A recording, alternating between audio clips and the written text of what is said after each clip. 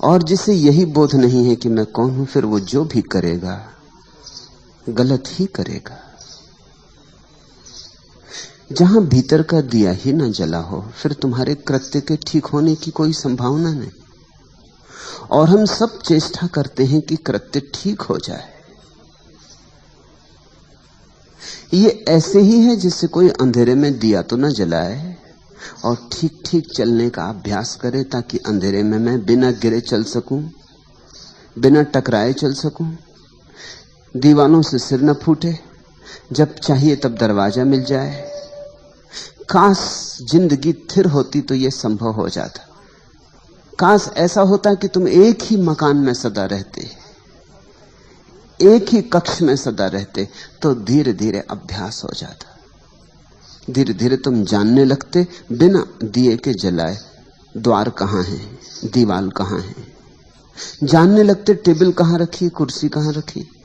जानने लगते किस दिशा में जाएं, किस दिशा में ना जाएं। तो दिए की भी जरूरत न थी। लेकिन जिंदगी रोज बदल जाती, ये अड़चन है। ये जिंदगी का मकान परिवर्तनशील है। यहां एक क्षण को भी कुछ स्थिर नहीं है। यहां सब धारा है, यहां सब बह रहा है, यहां सब बदल रहा है। इसलिए कल तुमने जो तय किया था वो आज काम नहीं आता। आज जो तुम अनुभव करोगे वो कल काम में नहीं आएगा। दिया तो जलाना ही होगा। ये जिंदगी के सरित प्रवाह में केवल अभ्यास कर लेने से कृत्यों का कोई परिणाम होने वाला नहीं है, बल्कि खतरा होता है।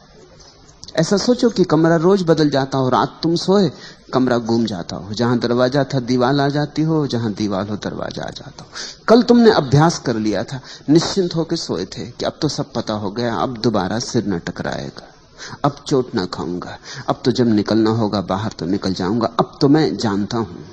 कल तुम निश्चिंत होकर सो गए थे, लेकिन रात सारा मकान बदल गया। तुम्हारा ज्ञान सहयोगी न होगा और बाधा पड़ेगा, क्योंकि तुम निश्चिंत हो कि अब मैं जानता हूं। अब तुम एकदम से दीवार से टकरा जाओगे। वहां कल दरवाजा था, आज वहां दरवाजा नहीं। इसलिए जिसको हम तथाकथित अनुभवी आदमी कहते हैं वो और भी गड्ढों में गिरता है। बच्चे तो थोड़ा संभल के भी चले, अनुभवी संभल के नहीं चलता, क्योंकि अनुभवी को ख्याल है कि मैं तो जानता ही हूं। जानना तो सिर्फ एक है जगत में कि मैं कौन हूं, उससे ही भीतर का दिया जलता है और तुम्हारा सारा जीवन, तुम्हारे सारे कृत्य रोशन हो जाते। और दिया फिर ऐसा है कि मकान बदलता रहे बदलता रहे। जब दिया जल रहा है तो द्वार जहां होगा दिखाई पड़ जाए। यही नीति और धर्म का भेद है। नीति सिखाती है क्या करो, नीति अभ्यास करवाती है शुभ का, शिव का। बुरा छोड़ो, बुरे की आदत न डालो, भले की आदत डालो। नीति आचरण को बदलवाती है और अंतस अंधेरे से ही भरा रहता है। तो आचरण तो अच्छा भी हो जाता है तो भी क्या परिणाम होता है। बुरे आदमी उन्हीं गड्ढों में तड़फ रहे हैं जिनमें भले आदमी तरफ रहे हैं। कोई फर्क नहीं। जब मैं ये कहता हूं तुम थोड़े चौंकोगे, तुम कहोगे बुरे आदमी कारागृह में बंद हैं और भले आदमी अपने महलों में बैठे हैं। फर्क क्यों नहीं? ऊपर से जरूर फर्क है, उनके गड्ढे ऊपर से अलग दिखाई पड़ते हैं, लेकिन अगर गहरे में देखोगे तो अहंकार का एक ही गड्ढा है। उसमें कारागृह में बंद आदमी भी तड़फ रहा है, उसमें मंदिर में बैठा हुआ पूजा करने वाला आदमी भी तड़फ रहा है। गड्ढा एक है, अहंकार का गड्ढा है। गड्ढा एक है क्योंकि अंधेरा एक है। न तो बुरा आदमी जागा है, जाग जाता तो बुरा क्यों होता। और ये वचन भी मुझे तुमसे कहने दो कि न भला आदमी जागा है, अगर जाग जाता तो भला क्यों होता। तुम थोड़े चौंकोगे, क्योंकि जागा हुआ आदमी न बुरा होता न भला होता। जागा हुआ आदमी तो बस जागा होता है। जागरण भलाई के उतने ही ऊपर है जितने बुराई के। जागा हुआ आदमी न तो दुर्जन होता न सज्जन होता। जागा हुआ आदमी बुद्ध होता, प्रबुद्ध होता। बुद्ध से किसी ने पूछा है आप कौन हैं, देखकर उनके अप्रतिम सौंदर्य को लगता है जैसे कोई देव पुरुष उतर आया है इंद्रासन से पृथ्वी पर। तो पूछा है पूछने वाले ने आप कौन हैं, क्या आप देवता हैं?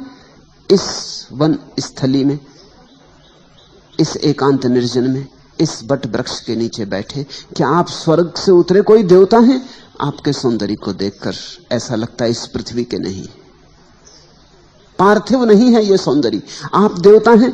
बुद्ध ने आंख खोली और कहा, नहीं, मैं देवता नहीं। उस आदमी ने पूछा, तो फिर आप किन्नर हैं? देवताओं की थोड़ी नीची कोठी, जो दरबार में देवताओं के संगीतज्ञ हैं, आप वे हैं? बुद्ध ने कहा, नहीं, वह भी नहीं। तो पूछा उस आदमी ने, आप चक्रवर्ती सम्राट हैं, इस पृथ्वी के सबसे बड़े राजा हैं? बुद्ध ने कहा, नहीं, वह भी नहीं। तो आप कौन हैं? मनुष्य तो होंगे कम से कम, उस आदमी ने पूछा। और बुद्ध ने कहा कि नहीं, मनुष्य भी नहीं। तब तो वो आदमी जरूर अवाक रह गया होगा कि आदमी होश में है या बेहोश, पागल है। देवता नहीं, चलो न सही, चक्रवर्ती सम्राट न सही, न सही, मगर कम से कम मनुष्य, इसको भी इंकार करते हो? तो उस आदमी ने पूछा, फिर आप कौन हैं? बुद्ध ने कहा, मैं बुद्ध हूं, मैं जागा हुआ, और जागा हुआ सिर्फ जागा हुआ होता है, उसकी और कोई सीमा नहीं होती, उसकी और कोई परिभाषा नहीं होती। भीतर का दिया जल जाता है तो तुम रोशन हो जाते, तुम जागे हुए हो जाते। जागे हुए से बुराई तो होती ही नहीं, हो ही नहीं सकती। और जागे हुए को ऐसा बोध कैसे हो कि मुझसे भलाई होती? जिससे बुराई होनी बंद हो गई, उसे ये बोध भी मिट जाता है कि मुझसे भलाई होती। जब तक तुम्हारे भीतर चोर है, तब तक तुम्हारे भीतर दानी भी हो सकता है। जिस दिन चोर चला गया, उस दिन दानी भी चला गया। मैं ये नहीं कह रहा हूं कि दान नहीं होगा, उसी दिन दान होगा, लेकिन दानी नहीं होगा। तुमसे दिया तो जाएगा, लेकिन अब देने वाले का अहंकार निर्मित नहीं होगा। तुम ये दावा ना करोगे कि मैं दानी हूं। तुमसे हिंसा तो नहीं होगी, अहिंसा भी नहीं रह जाएगी। मैं ये नहीं कह रहा हूं कि तुम्हारे जीवन में अहिंसा नहीं होगी, अहिंसा ही होगी, मगर मैं अहिंसक हूं ऐसी थोथी धारणा नहीं बनेगी। जिस दिन बीमारी चली जाती है, उसी दिन स्वास्थ्य का भी विस्मरण हो जाता। तुमने देखा या नहीं, सोचा या नहीं? सिर में दर्द होता है तो सिर की याद आती है, सिर में दर्द नहीं रह जाता तो सिर की कौन याद करता है? तुम जगत में ऐसा शोरगुल थोड़ी मचाते फिरते हो कि आज मेरे सिर में दर्द नहीं, कि आज मेरा सिर बिना दर्द के है। तो लोग हंसेंगे, लोग कहेंगे तो जरूर दर्द है, अन्यथा कौन बात करता है सिर की? जब दर्द चला गया तो सिर भी चला गया। दर्द में ही बोध होता, दर्द में ही चोट लगती, दर्द में ही कांटा गड़ता। जब बीमारी नहीं रह जाती तो स्वास्थ्य भी नहीं रह जाता। तुम देखो, स्वास्थ्य की चर्चा बीमार लोग ही करते। जो आदमी जितने स्वास्थ्य की चर्चा करे, समझना उतना ही बीमार है। बीमार आदमी प्राकृतिक चिकित्सा की किताबें पढ़ते हैं और स्वास्थ्य के संबंध में बड़े जानकार हो जाते। बीमार आदमी स्वास्थ्य की खोज में लगे रहते हैं कि स्वास्थ्य क्या है, कैसे बनाना, कैसे नहीं बनाना, स्वास्थ्य का अर्थ क्या। स्वास्थ्य नहीं है, इसलिए स्वास्थ्य क्या है इसकी खोज है। बीमारी ना हो तो बीमारी की छाया, वो जो स्वास्थ्य का विचार था, वो भी खो जाएगा। परम स्वस्थ आदमी का लक्षण होता है कि उसे अपने शरीर का पता ही नहीं होता। विदेह अवस्था है परम स्वास्थ्य। उसे पता ही नहीं होता कि शरीर है। तुम्हें पता है पैर का, जब तक पैर सो नहीं गया तब तक पता नहीं चलेगा। जब पैर सो जाएगा और झुनझुनी चढ़ेगी तब पता चलेगा। पैर में कांटा लगेगा तो पैर का पता चलेगा, सिर में दर्द होगा तो सिर का पता चलेगा।